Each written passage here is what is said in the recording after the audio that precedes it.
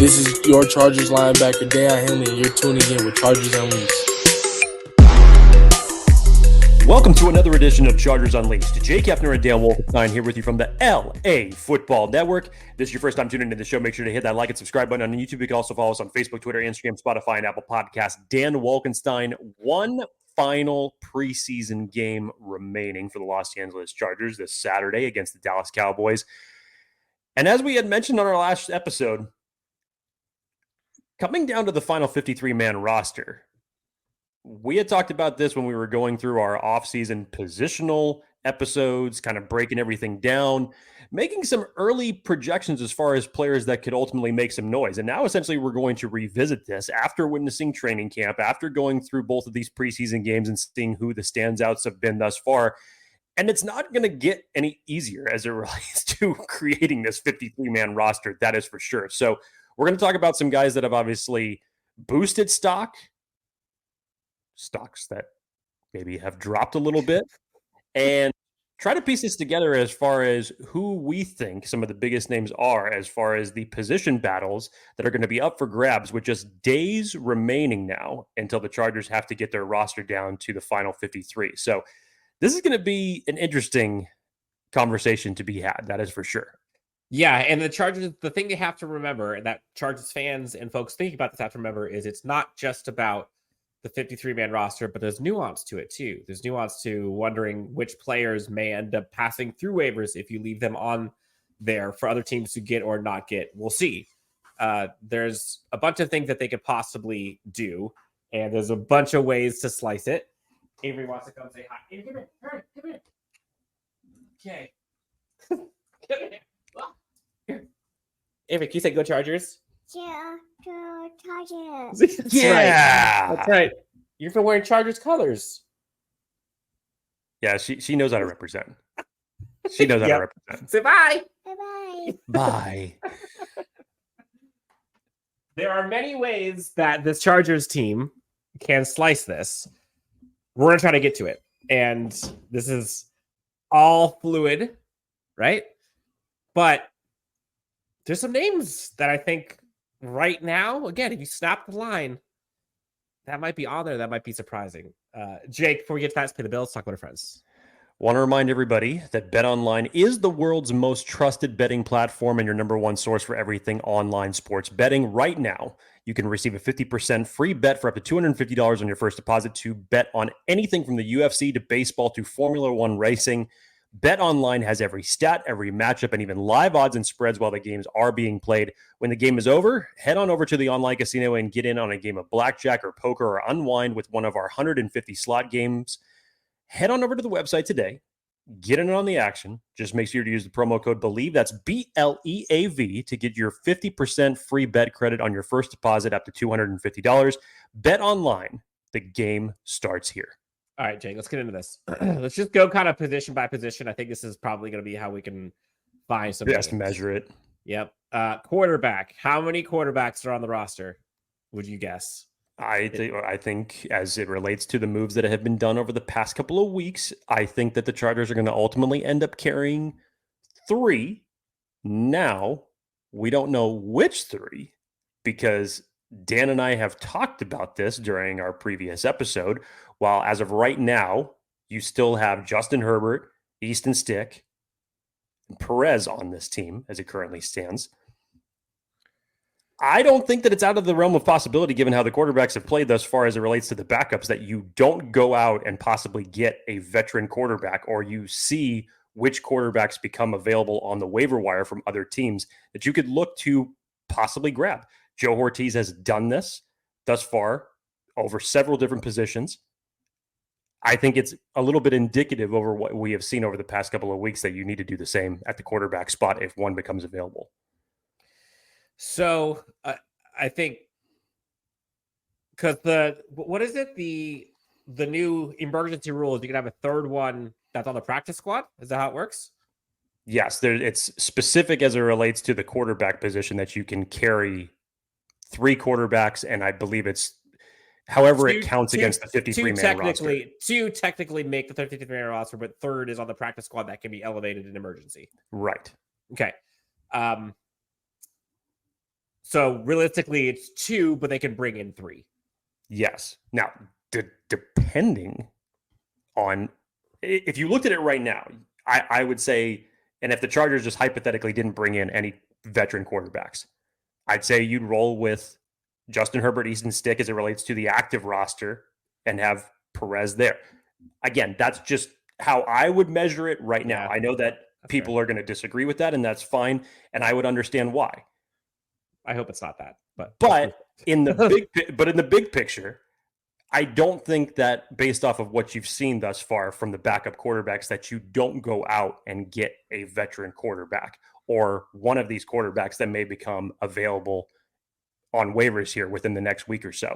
So I definitely believe, as Dan has said, and which I fully agree with, quarterback 2 is not currently on this roster. So how this shakes up as it relates to Easton Stick and Luis Perez is still up in the air at this point. Yeah. Running backs. We know there are 2. Those are easy. J.K. Dobbins, Gus Edwards. At this point, I still think Jarret Patterson makes it. And I think Kimani Vidal makes it. Yep. That's 4. Yeah. Elijah Dotson, Isaiah Spiller. No. Likely both can probably make the practice squad. Most likely. Dan, how insane is it? Maybe not, but look, we thought coming into this year, our original projection was, first of all, how many running backs were the Chargers going to keep? And if they ended up keeping 4, because we knew that there was going to be a running back by committee style of offense that Greg Roman was going to implement, we thought that there was a possibility that if you kept 4, that your 4 would be J.K. Dobbins, Gus Edwards, Kimani Vidal, and Isaiah Spiller, because Isaiah Spiller's running style fits very, very well for what Greg Roman and Jim Harbaugh want to implement. Now you fast forward to where we are today. Jarret Patterson is definitely a name that has been, taken up the ranks a little bit as it relates to where they're prioritizing him in the offense through these first 2 preseason games. His ability also on special teams that we have seen. Also, Chris Rim from ESPN has highlighted that several times. And Dan, how crazy is it that just a year ago, we were talking about the Chargers not having enough capable running backs, or who was going to take up the mantle of running back 2 when this running back stable used to look like Austin Eckler, Joshua Kelly, and Isaiah Spiller. And now essentially look at the plethora of running backs that you have on this roster. Because as you mentioned, Isaiah Spiller, Dotson, who was a preseason favorite last year with many fans. People were very happy that they ended up bringing him back on the practice squad. But now look at the conundrum that you're in, Dan. I'm with you. I think that same Final 4 is what ultimately ends up making the roster. I think those are the names that have made the most sense and most production during the preseason, not just in the preseason games, but at practice as well. And I think that you're going to look at that versatility, especially of Jarret Patterson, that's possibly and most likely can unseat Isaiah Spiller from this roster. Yep. Yeah, moving on. Tight ends. We're going to kind of go a little fast here because there's a lot of positions we got to get through. Tight ends. We know the 2, Will Dissly, Hayden Hurst. How many do you think they keep? 3 or 4? This is tough because, and we should be keeping the tally, obviously, as we get closer to the final 53, so we make sure our math is correct. Normally, I would say 4, but considering that you have Will Dissly as your blocking tight end, Hayden Hurst, who can virtually do both as it relates to receiving and blocking, not as good as Will Dissly, obviously, but can still give you that. Will Dissly can also offer aspects in the passing game. Donald Parham, I think, is still on the bubble. I can't say for sure that I know about what Stone Smartt is going to bring, because I don't think that there's been too much noise around him during the preseason in terms of what he's done through practice reps or even in game time. And this is tough. This may be one of those positions where traditionally the Chargers have kept 4. They may keep 3. I think they may keep 3 in this situation. If it's me, I think I'm keeping 3 because I think there are other positions that I think are probably more important that especially have more one talent. You're going to talk about in a second. Yeah, that have more talent on them, that are more talented and more beneficial to this team's ability to win than the ones who are currently on the roster who might not either have experience, might not be good blocking, or might not be good pass catchers. That's kind of the gist of it. But I would say 3 as well. Receivers. Well, hold on. Who's the third tight end? Do you think it's Donald Parham? Yeah. Because there's Luke Benson, there's Zach Hines, there's I don't think either of them are going to be jumping Stone Smartt or all good options there. You understand why the Chargers ended up bringing them onto this roster because of what they're capable of. But I think that there has been a lot of talk about trying to get Donald Parham, bring him up to speed as it relates to his blocking abilities. It's when you go back and you look at how the Chargers tight ends blocked last year, I believe Donald Parham was your top blocking tight end, and it wasn't a pretty score as it relates to what it was. That just shows how indicative the blocking of the tight ends were last year, which is why you went out and got some of these guys. So I think that you keep Donald Parham because he can give you that extra juice in the passing game. We've seen that happen previously before. He's got enough of that connection with Justin Herbert that if you need to change up the flavor a little bit, Donald Parham would be the way to go. Yeah, and again, this isn't us predicting the 53. This is more just us shedding some light on some of those decisions that this team has to make. And I think that's going to be a tough one. If it's 3 or 4, which I think it's going to be 3, it's probably going to be between Smartt and Donald Parham. That's probably at least as of right now, unless we see something crazy happening. Yeah, and it's more so to make this decision because of what you need at other positions, as opposed to one beating out the other or one having another crazy lead over the other as it relates to what we've seen from practice. Because I really don't think that there's been a huge separation between Donald Parham and Stone Smartt throughout training camp. And honestly, Donald Parham's been out for most of it. So exactly. It's always been the same story. It's about potential of Donald Parham, and he just hasn't been on the field enough.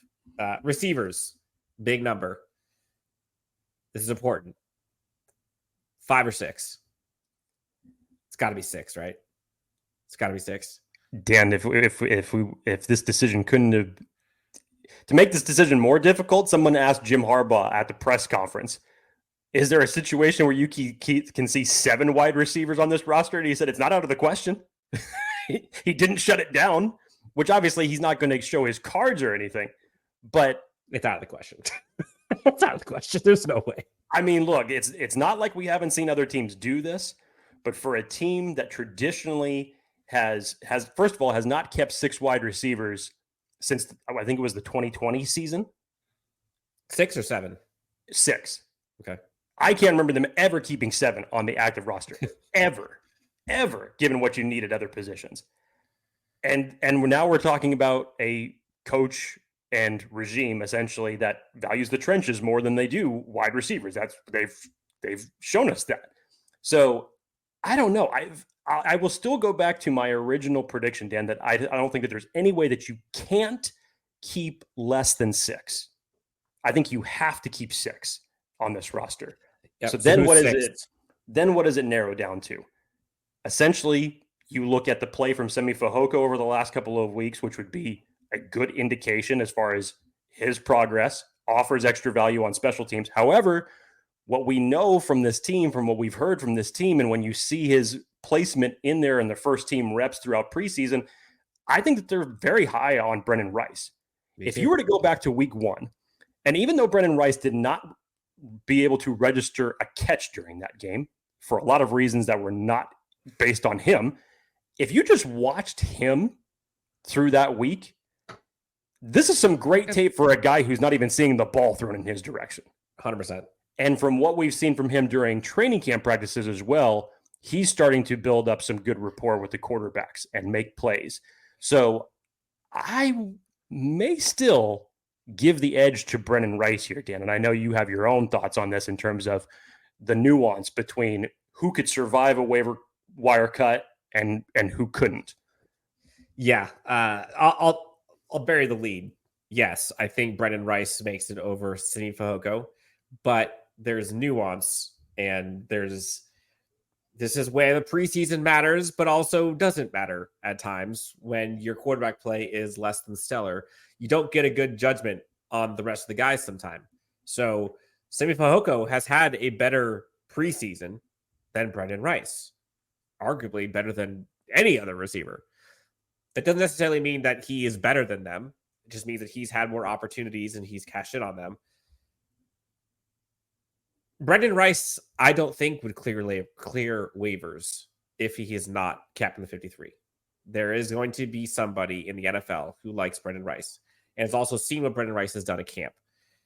Cornelius Johnson, I think, clears waivers. I think you're good there. I think Simi Fehoko clears waivers. I think you're good there. Brenden Rice is a name. It's a name. That's a name that some NFL team's going to want. I think it's 6.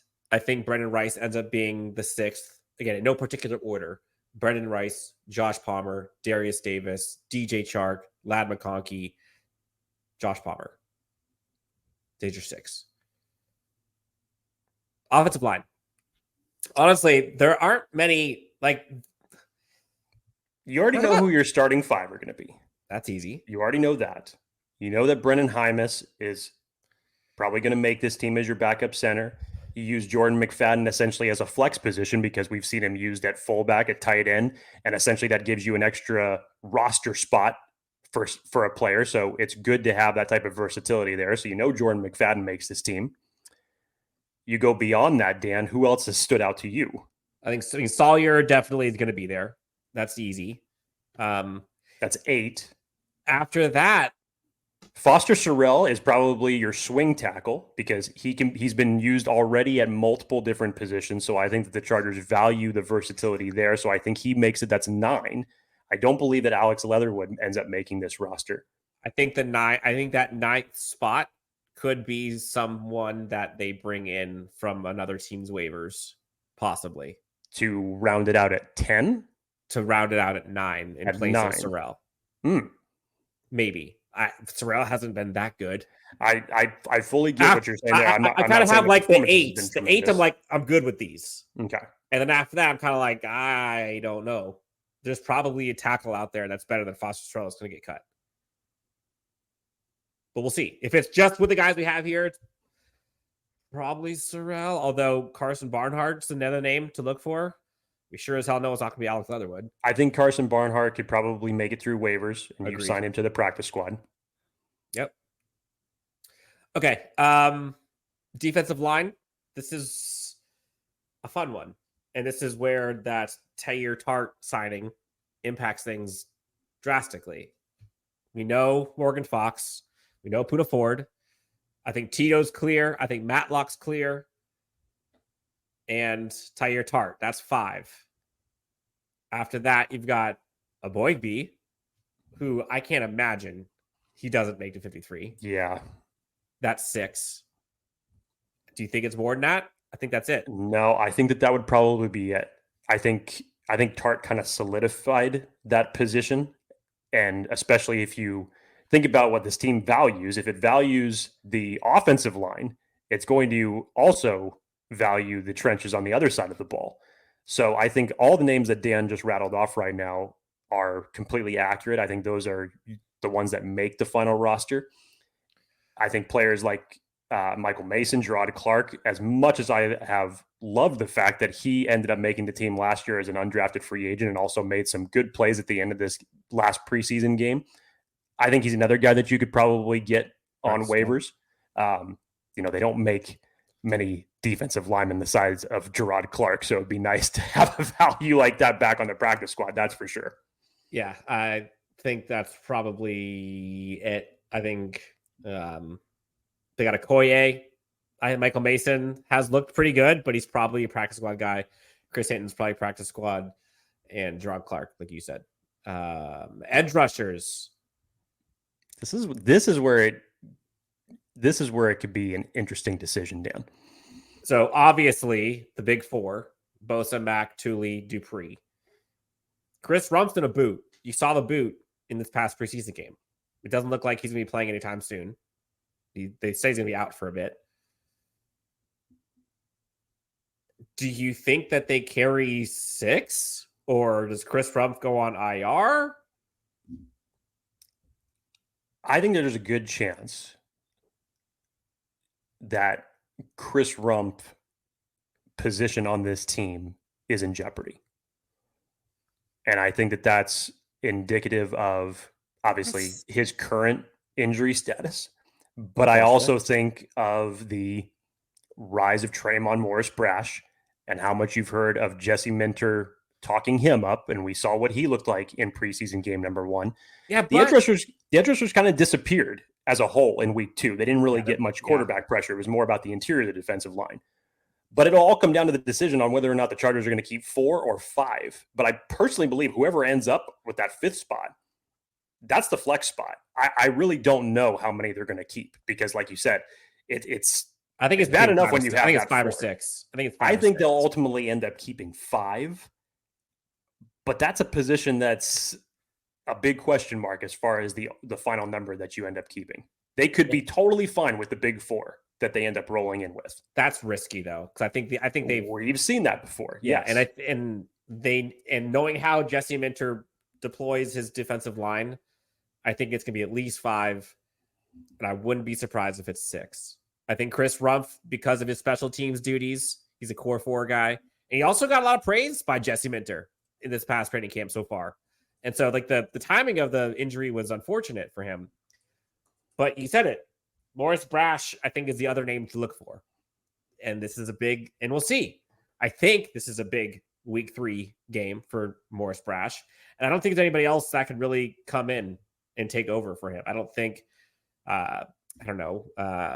Andrew Farmer, I don't think he's going to take over for him. I don't think Ty Shelby would. I think it's between Tre'Mon Morris-Brash and Chris Rumph for that 5th spot. Maybe they keep 6. I don't know. Linebackers. This is a fun one. There's 67 linebackers on this current team right now. I mean, my God, they're still signing linebackers to this roster this week. So it's like ultimately the way that you've seen this position group perform arguably has been the best position that has performed over training camp or these first 2 preseason games. Dan, as a reminder, this fluctuates between 5 and 6. Honestly, I can't see it going beyond 5. I think I was just gonna say, I think the 5 are locks. Yes. It's only if they go 6. And that might be between 6 and 5 edge rushers and linebackers. Like that might be where they figured out. Yeah, and I don't think that there is enough time or enough that has been shown that you go beyond that. So your core 5 essentially is Junior Colson, Deion Henley, Denzel Perryman, Nick Neiman, and Troy Dye. I think that that's where you stay. Next man up is probably Shane Lee, if there was a 6. If there was a 6, sure. So you're kind of getting the sense of folks listening and viewing, like the names that have a little bit more pressure going into this final week, right? The final turn, if you will, the 3rd lap. These are some big days for folks like Morris-Brash, for folks like Shane Lee, for folks like those backup offensive linemen who are trying to play for maybe that last roster spot. I don't even know. I mean, look at the running back real quick. I don't even know if they need to have Kimani Vidal play. Like, if it's me, I'm like that to me, that's not a race, in my opinion. I think they're keeping 4. But we're going to continue here. Corners. I think this is actually, honestly, this one's pretty set in stone too.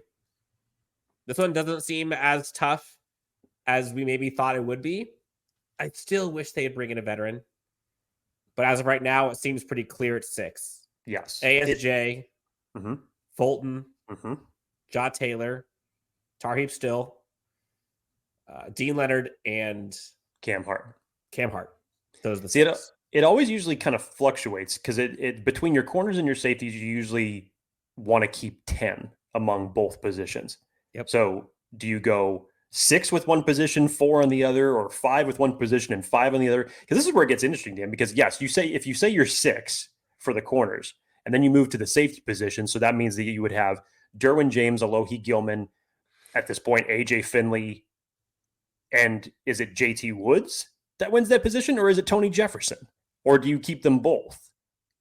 I would lean to your prediction in keeping the 6 cornerbacks and 4 safeties. It's all going to base on who gets that 4th safety spot. And that'll be the interesting thing. Because remember, Tony Jefferson came out of retirement just to come on this roster. And he was the only team. It was the only team that he ended up meeting with coming out of retirement. Yeah. Safety 4, I think, is a big one. We'll get to that right now. So safeties, you got Derwin Alohi, obviously. And then the folks behind them, you've got Tony Jefferson. Thomas Harper has looked really good in preseason games so far. You've got Akeem Dent. They brought Jalen Phillips back. You got JT Woods, obviously, AJ Finley. But I think they keep 4 with the 6 corners. Derwin Alohi, obviously. I think AJ Finley has solidified the safety 3 spot. And then it's really safety 4 up for grabs. So that's between Jefferson, Woods, and in my opinion, Harper. There was something that was indicative in terms of the preseason game number 2, and they even talked about this after practice yesterday, was they started using JT Woods at corner in certain situations. Yep. And if we go off of what we have known from what Steve Klinkscale has preached about that he wants from his DB room, it is to have them play multiple positions. Whether if you're a corner, you play inside, outside. If you're safety, we're going to teach you to play anywhere that we can because we want you to be versatile enough to step in those crucial situations should a possibly I word occur. I like the idea. I like the idea of JT was on the outside. I mean, he's athletic enough on the to play that position, yes. But that might be the difference maker of who 100%. They end up keeping at safety. If they're already testing him at this point in training camp at that position, that might give him the leg up. But I think Tony Jefferson is a great veteran presence to have 100%. For this secondary unit. So I still personally put it at a neck and neck race for the safety 4 spot. Who's going to win out? And maybe this last week of the preseason is going to determine it. Yep. Yeah, I think you're right. I think it's between Harper, Finley, Harper, Woods, and Jefferson. Right now, if it was me, I think Harper would clear waivers. I think Jefferson would probably clear waivers. I don't know if JT Woods would because of A, his draft selection status, and B, I think just the measurables that he has. Some teams going to be like, I can do something with that. He has the good size, good speed. A team's going to want that. And that's on display. And he was just drafted like 3 years ago. But again, you're starting to see we're rounding turn 3 here. And these are the names that are really, really, really up for a roster spot. Obviously, J.K. Scott, Cameron Dicker, Darius Davis, Josh Harris, they're all safe. Don't got to worry about special teams. But I want to kind of just give a quick landscape of where we're at 53 and the names to kind of watch out for. So on offense, you're looking for that kind of last offensive line. Tight end room, you're looking for that last tight end spot. If they keep 4, we'll see. If they keep 3, is it going to be Parham, Stone, Smartt? Is it going to be one of the new UDFAs that they bring in? Who knows? Quarterback, will it be another quarterback that's on the roster? Will they keep 2 plus a third emergency one? Is Easton Stick or Luis Perez 2 or 3? I don't know. Defensive line, I think the interior is probably set now. I think the edge is fascinating because of the Chris Rumph injury. Edge is going to be an interesting one. It could go 4 Morris-Brash, or 5. And I think it's 5 or 6. I think it's 5 or 6. 4 seems irresponsible. Because I mean, you can't have 4 with Chris Rumph as your 5th. I get that, but you couldn't go 6 and then expect to keep 6 defensive linemen. That's just too much at that spot. So I think it's if you go 4, you keep at the edge position, you keep 6 of the defensive linemen. Yeah. If you go Morgan Fox could be your tweener. I guess you're right. Right, and if you go 5, that you're going to have to give away more at a different position. Yeah, and I think that the DBs at 6 and 4, 6 corners, 4 safeties, running backs is 4. I still think there's opportunity at the offensive line position for that last number.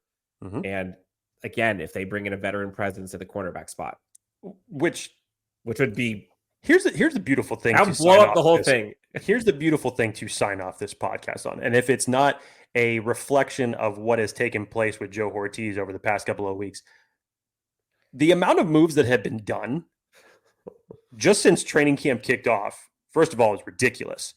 And the fact of what the Chargers have already been able to find that is now giving difficult decisions as it relates to the final 53-man roster, we should expect that between now and after the preseason game is over with on Saturday, based off of what we've seen from Joe Ortiz, Something's happening. Something's going to happen. Yeah. We don't know what position it is. We don't know who's necessarily going to become available. We know some names that possibly to look out for if they get cut. But this should give you optimism from the standpoint to say that even when you think the 53-man roster is done, it is still not official. So if we get to next Sunday or Monday, because we still have another week essentially before the NFL games even kick off. So you have this whole other week to really build your final 53-man roster. It's not going to be complete. That is for sure. So that should give you some confidence in how the front office is approaching this in terms of the overall roster construction. The job is never done. Big week of training camp. Big preseason game number 3 ahead of us. We will be here to cover it for you. Lots of that and more still to come. But until then, you can find Jake at Jake T. Hefner, myself at Dan W Sports. Thank you guys so much for tuning in. We'll talk to you next time on Chargers Unleashed. Have a good one.